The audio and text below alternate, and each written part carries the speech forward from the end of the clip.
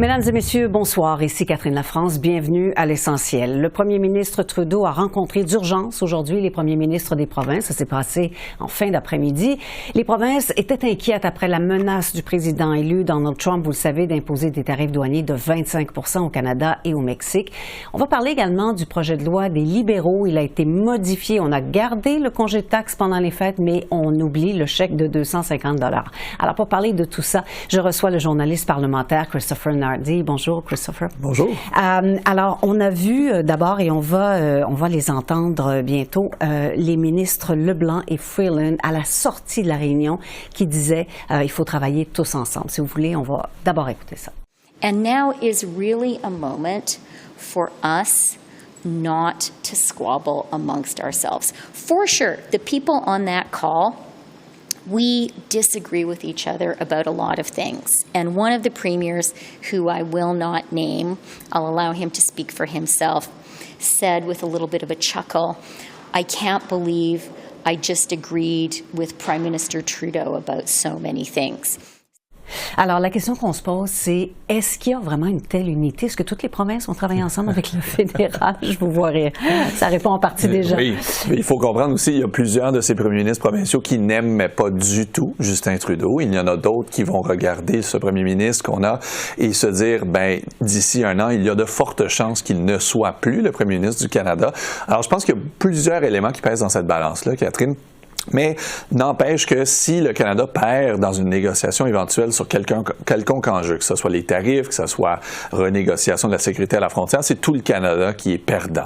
Alors, il y a quand même un intérêt, je pense, pour que tous les premiers ministres rament un peu dans la même direction du fédéral. Un intérêt commun. Oui, un intérêt commun qui est qu'on a tous des industries à protéger. C'est sûr que si on commence à segmenter, faire des ententes juste pour l'automobile ou juste pour l'agriculture, ben il y a d'autres secteurs qui vont perdre et ça va faire la bisbille. Donc, je pense qu'il derrière des portes closes, il y a sûrement plus d'entente entre les premiers ministres ou les provinces et le fédéral qu'on penserait ou qu'ils ne laisseraient entendre à l'extérieur de ces portes-là. Mais encore là, la question est, est-ce que Justin Trudeau a la légitimité dans les yeux des premiers ministres pour tenir ce fort-là quand on le sait, il perd de 20 points dans les sondages à Pierre Poilievre en ce moment. Oui, et on sait aussi que les provinces ont des canaux de discussion avec les États, pas nécessairement avec la Maison-Blanche, mais avec les États. Oui. Souvent, les échanges commerciaux, ça se passe de province à État de New York, etc., plusieurs États d'ailleurs.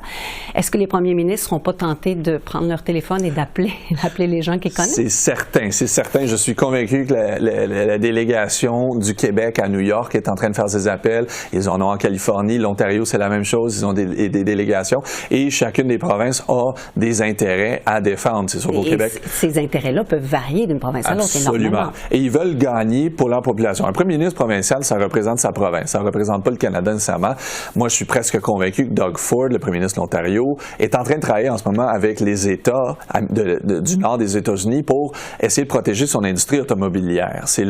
Automobile, c'est la plus importante. Au Québec, ce sera la foresterie, d'autres industries importantes. Chaque province va essayer de tirer la couverture de son bord, d'où, je pense, les propos de la nouvelle première ministre du Nouveau-Brunswick qui disait justement, après la rencontre aujourd'hui, s'il vous plaît, ne négocions pas des ententes à la pièce, ne privilégions pas une industrie sur une autre, c'est parce qu'elle voit déjà ce jeu-là se dérouler et elle veut l'éviter à tout prix. Oui. Et on a l'impression que ce qui ressort aussi de cette réunion-là, et les ministres Freeland et Leblanc l'ont dit, c'est qu'on va effectivement prendre des mesures pour resserrer la surveillance à notre frontière. Et comme on le disait, c'est dans l'intérêt de tout le monde qu'il n'y ait pas d'échange, de passage de drogue, etc., bien sûr. Mais c'est quand même drôle de penser que c'est un président qui n'est même pas en fonction encore, qui dicte l'agenda de tout un pays. Tout un pouvoir pareil. Tout un pouvoir. Hein? Il entre en poste dans presque 2 mois et il déjà est en train de dicter la politique canadienne étrangère. Alors, par un tweet. Par un tweet. Rien de moins que... Même, je pense pas que c'est un tweet, mais il l'a mis sur son réseau social à lui, Truth. Oui. Donc, c'est encore pire. Il y a une étape de plus pour trouver sa nouvelle politique. Mais je pense que c'est un peu ça à quoi on doit s'attendre pour les 4 prochaines années. À partir du moment où il a été inauguré, M. Trump, le 20 janvier, c'est un peu peu une reprise de ce qu'on a vu en 2016 et 2020. Beaucoup de staff politiques qui ont les messages des réseaux sociaux de M. Trump en notification parce qu'ils peuvent apprendre à tout moment un changement important de politique. Ça s'est vu, on se rappellera le G7 à Charlevoix, où tout semblait s'être correctement passé avec M. Trump. Il est rendu l'avion, il décoche un tir violent contre Justin Trudeau. Alors, on est revenu à cette ère de questionnement, de surprise, et il faut essentiellement s'attendre à l'imprévisible. Bon, j'aimerais qu'on parle d'autre chose. L'autre nouvelle intéressante aussi aujourd'hui, Christopher, si vous voulez bien, il faut savoir que devant le peu d'appui que ça suscitait, les libéraux ont modifié leur projet de loi présenté aujourd'hui. Alors, il n'inclura plus le chèque de 250 $. Ce qui reste, c'est toute la partie qui est congé de taxes pendant les fêtes pendant 2 mois. Les conservateurs, le NPD, avaient menacé de voter contre. Si vous voulez bien, on va écouter tout de suite quelques réactions là-dessus. Nous ne connaissons, à toute fin pratique, personne qui soit d'accord avec la mesure, personne qui soit assez naïf pour voir là autre chose qu'une mesure électorale. J'ai envie de vous dire que si j'avais 6 milliards de dollars à dépenser, au-delà de les dépenser dans ces 2 mesures-là du gouvernement libéral, j'en mettrais 3 milliards pour les retraités de 65 à 74 ans qui en ont réellement besoin, et tout le monde a déjà voté en faveur de ça.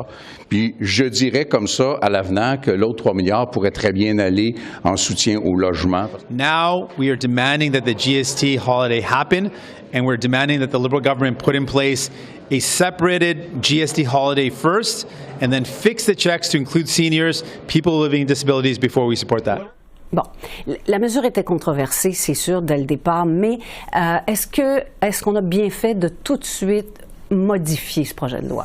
Ça ne m'étonne pas. Disons, le fait qu'ils aient mis les 2 projets ensemble, c'était clairement une tactique pour forcer les partis à dire « Ah, ben je n'appuie pas cette mesure-là » et il y aura sûrement eu des annonces libérales qui étaient « Ah, regardez, le NPD ou les conservateurs ne veulent pas appuyer votre chèque. Ils veulent pas que vous envoyiez un chèque. » Mais c'est sûr que le congé de taxes pour la période de Noël, c'était plus pressant. Les chèques étaient toujours prévus pour quelque part en 2025, au printemps, un moment. Donc, il y avait toujours plus de temps négocié. On voyait qu'ils mettaient un peu un ballon dans les airs et ensuite ils disaient on va s'arranger. Le 14 ou le 15 décembre, c'est la date du congé de taxes. Ça devait passer comme projet de loi. C'est plus pressant. Ça ne m'étonne pas qu'ils aient séparé les 2. Après ça, les chèques, M. Blanchet l'a bien dit, ça faisait plaisir à personne. Soit on était fâché que ça existe, soit on était fâché d'être exclu. Alors, il y a beaucoup de travail à faire là, ce dossier-là, pour tous les partis. Et est-ce que la réaction du NPD, du Bloc, vous surprend là-dessus? Pas nécessairement. Ça m'étonne pas que le Bloc pousse pour que les chèques soient envoyés aux gens, aux aînés. Ça a toujours été leur champ de bataille. On l'a vu avec les prestations aussi pour la pension vieillesse. C'est un groupe d'électeurs très important pour Yves-François Blanchet, pour le Bloc en général. C'est sûr qu'ils allaient appuyer ça. Le NPD, c'était immédiat. Dès qu'il y avait quelqu'un de moins bien nanti qui était exclu d'un programme, ils allaient se battre pour. En fait, je suis étonné qu'ils n'aient pas même proposé de rabaisser le seuil d'éligibilité de jusqu'à 150 000 net et de dire, donnez-en à des gens à faible revenu à la place. Alors, je suis pas particulièrement étonné. À la base, je suis étonné, en fait, de la proposition des libéraux d'envoyer un chèque après qu'ils aient tant critiqué des gouvernements provinciaux qui ont fait la même chose. Oui, mais ça sent pas quand même un peu l'improvisation, tout ça, parce que c'est un reproche qui leur a été fait aussi. C'est pas faux. C'est pas faux. C'est un gouvernement qui semble être en fin de vie et qui semble agir en fin de vie, désespérément en train de lancer des ballons en espérant trouver quelque chose qui va vraiment s'accrocher avec les électeurs. Reste à voir si ça fonctionne. Peut-être que les gens sont bien rassasiés de leur dinde sans impôts à Noël et reviennent et se retrouvent nouvellement prêts à appuyer les libéraux. Mais à ce jour, ils traînent encore à peu près à 20 points dans les sondages aux conservateurs. Alors, je pense qu'on risque de voir plusieurs politiques de ce genre-là, un peu plus populistes, je crois.